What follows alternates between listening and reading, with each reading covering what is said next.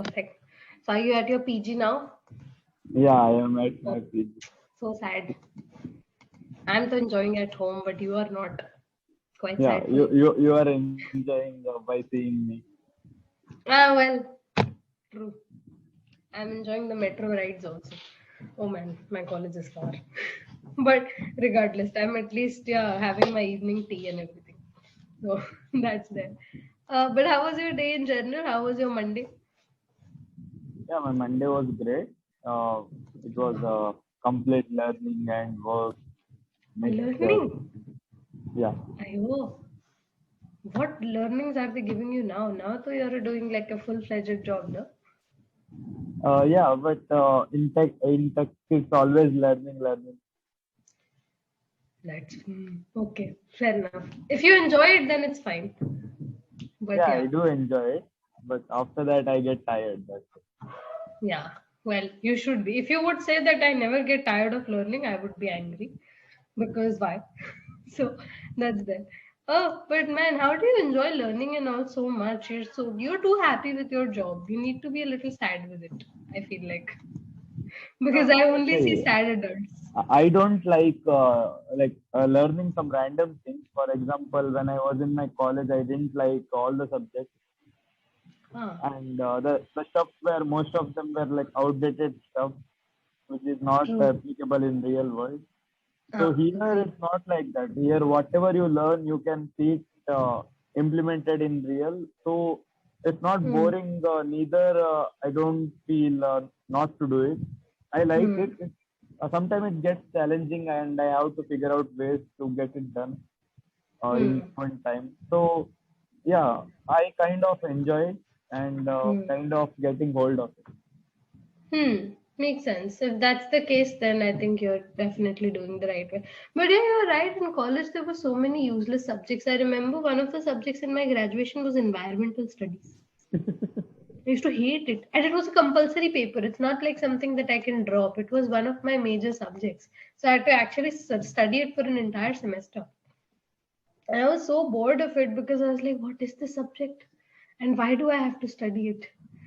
Like for an entire semester, I was like, okay, EVS. Like we used to study it in like fourth or fifth grade. Yeah, Now it's compulsory in college again. I was like, why? Why they do this? And it was the yeah. entire thing that air pollution, dehydration. I was like, Carbon cycle, oxygen cycle. yeah, oxygen cycle, sulfate cycle. I was like, why am I reading about this? I know rain is acidic, but I don't want to know why it is acidic. Please teach it to somebody who is already interested in it. Like they don't do it with EVS majors. People who are having like environmental studies as their main subject, they don't go and tell them, oh, you need to like study psychology as a compulsion. Then why is there compulsion on us? That in English also, I think in one of the semesters, English communication was compulsory, in which they taught us different types of letters and how to communicate. Pronunciation. Yeah, I was like, why? I know how to communicate. Why are they teaching me this? So it was very annoying. Man, did you have any such subjects like back in your graduation? Um, yeah, even I had Constitution of India where I had to memorize big laws. Uh, Why you were doing engineering, na? yes. So why were they making it? Yeah. EVS sounds better now because this is too much. Yeah, there I was had political science in 11th and 12th, and I remember how tough it was to like rote learn all the laws and articles and everything. Doing that in like college and engineering, that sounds awful. no, it's just like a multiple choice questions and yeah, but still, It's a yeah, compulsory paper, so you have to go and give the exam. Yeah, yeah. yeah. That is happening with me right now also. I have like I'm doing my masters, and in my masters, one foreign language is compulsory, and which they don't really teach you. There are only in the entire semester there are only 7 classes for it, but there is going to be a full-fledged exam for it, and business communication, and it is so Which foreign boring. language are you doing? I'm currently doing Spanish, Wow. but it's like what can they teach you in 7 classes? nothing. So that's there, and it's such an awful way to, like, force the kids to study it. And they have business communication, which is even more boring. And there were like around 48 classes in the entire semester for business communication. I was like, my god, this is too much. And it's a compulsory subject. Even if it doesn't make sense, I have to go and give exams for it. And internals also. It's not just externals. Internals as well as externals. I made assignments for it, which was dumb, but I had to. So, quite bad. But anyhow, it's done and dusted now at least. So that's there. Yes. But makes sense. Uh, but regardless, did you have like any of the subjects that were particularly your favorites, but the teacher made it boring?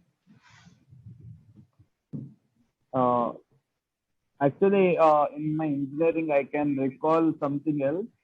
Like a subject which was boring and hard, but my teacher made it fun for me. Oh, that's a good thing. So I can remember one sir who goes by the name Anish Bhatt, and he Mm-hmm. civil is one of the hardest subjects for. There are two sections for us, and Hmm. for my neighboring section, that subject was very hard. Final exam was very hard, but for our section, because of this, even the last benchers scored well, and Oh for wow. them, exam was easy. Oh wow. That sounds like a surprise. That means the teacher was really good at like his job, I think.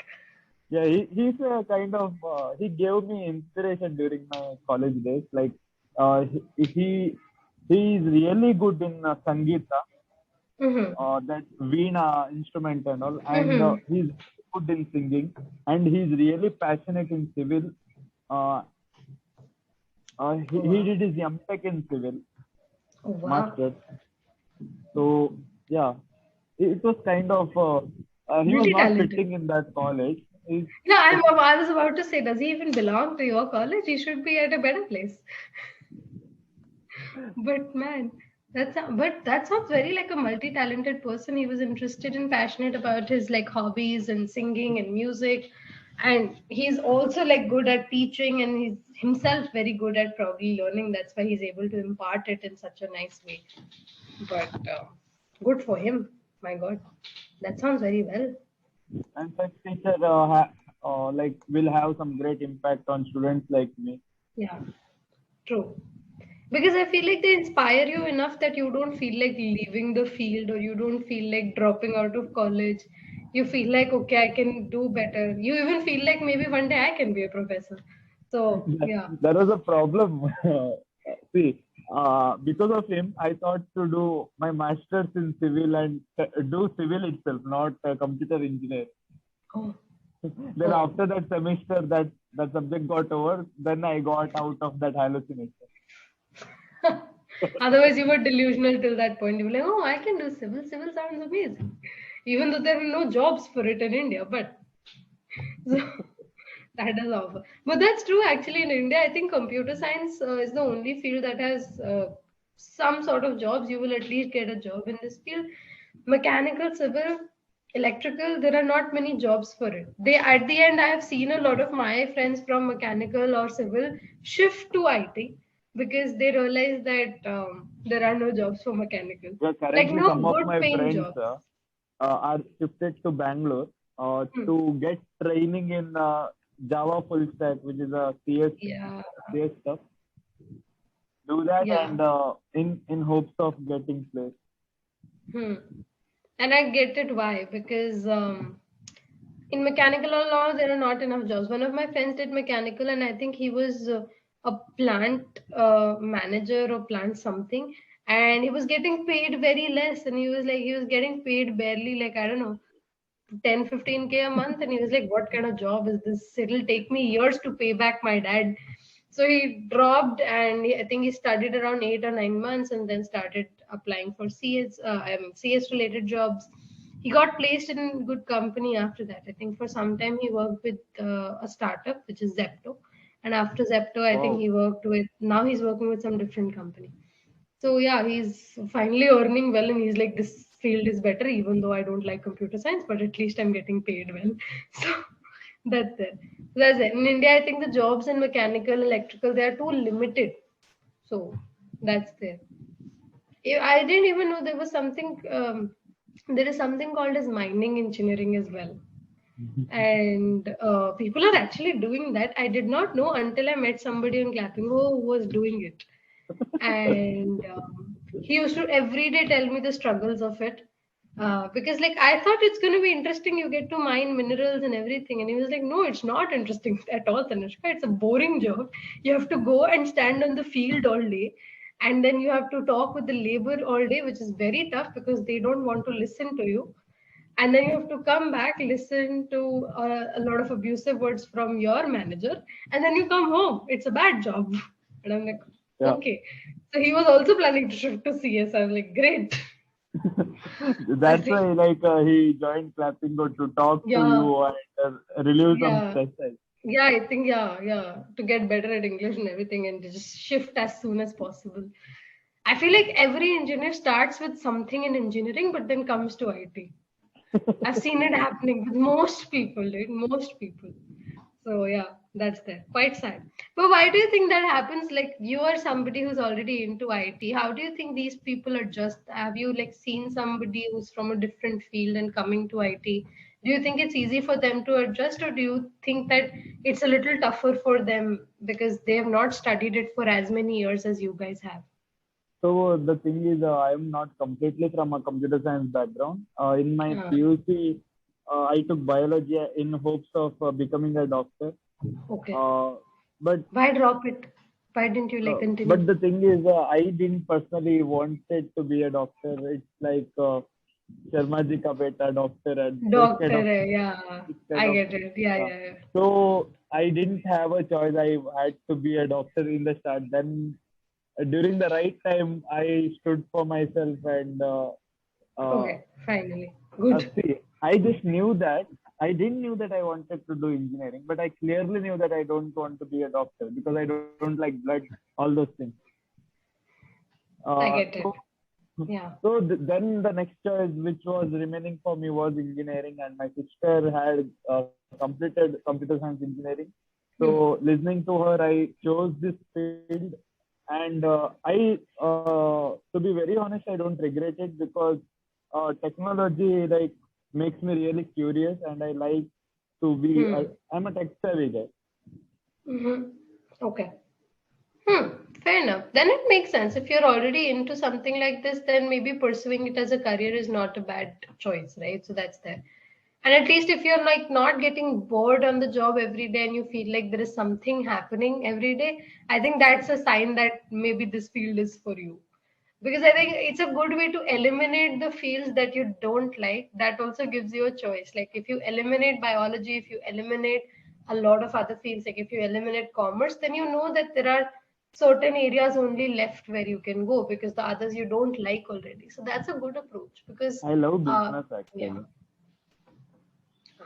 But that is something you can do even after being somebody in tech, right? Yeah, Because that's true. you can start a tech related business. So that's there. Do you plan on doing that? Like at some point, not right now, it's too early, but Yeah. at some point. Business is in my blood. When I was in my school days, I started selling 2 rupee sticker, 5 rupee sticker. From there, I Oh, sold mobiles. Then I did so many things from the start. that sounds fun though. I mean, that sounds like okay, you started somewhere, so you know how, like, at least you know how mentality works. You know how people, like, what is the kind of stuff that people will buy, or what kind of strategies you need to promote certain things. I think you start somewhere, right? So that's there. Hmm. But would you wish to like continue in something tech related business, or would you want to start something completely new with a different sort of product or something? Whatever knowledge I have, I think it will one or the other way help me in future. So I am not limiting myself for one kind of business. I will be very open and see for the right opportunity, I guess. Hmm. That And makes I want sense. to do something different, not something which is already going on. Yeah. So more of like a startup where you have your own entire idea. Exactly, something like that. Oh, will you go on Shark Tank for that? Uh, I will. going I on will Shark Tank definitely is see that my, episode. I think that's on my bucket list. Like That would be cool, yeah. being an author was my bucket list. That is done. Traveling Yeah. some part of the world was my bucket list. Actually, it was all over world, but now it became some. I will never forget I changed somebody's idea of world tour. Oh Then man. yeah, then But there yeah. are particular things I need to achieve it one by one. Yeah, makes sense. But I think Shark Tank is something that genuinely has helped a lot of people because I remember Definitely, there was somebody with a coffee brand on Shark Tank, and now I can see their ads on Instagram, so they're selling very well. So I feel like they got some investment and now it's working well for them. definitely. If no, even if you don't get investment, if you just premiered on Appear, Shark Tank, yeah. then your business will skyrocket. Yeah, because I feel like those judges are definitely watching. If they don't invest, because you were on TV, your idea gets spread out. So there are a lot of other people who would be ready to invest in it. Exactly. So you will get investors one way or the other if you just get premiered on it. If not the judges, you will get other investors. So like I've seen it happening in most of the like American Shark Tank seasons as well, and well, Indian have, I think there's just been one season. So I'm let's yet see. to watch a more American Shark Tank episode, but Indian everything I watched, and Yeah. it really like triggered something in me. It was interesting. I wanted, like, I was like, I mean, product based businesses sound so good. If you have something genuine to sell, I feel like it can't be something completely random. I think there was one episode with somebody who had like I think something related to the naval point. I can't remember what it was. Do I you know. remember that episode? Wait, It was, dude, that naval was fun. poker, naval poker. I was like, ये मतलब ठीक है पर इसका क्या करूं like what do I do with Then it? there was a zip line, which is just a cover of a glass, and that Yeah, it was I was like solid. No, this is not that useful at all. So what do you do with it? So yeah, there are some ideas that were ridiculous, but I feel like if you have some genuinely good ideas then they can sell really well. So yeah, that's there. Even though the judges were a little snobby, I will not take names, but some of them were snobby. But I think they regardless invest a good amount of money for you to start somewhere. So yeah.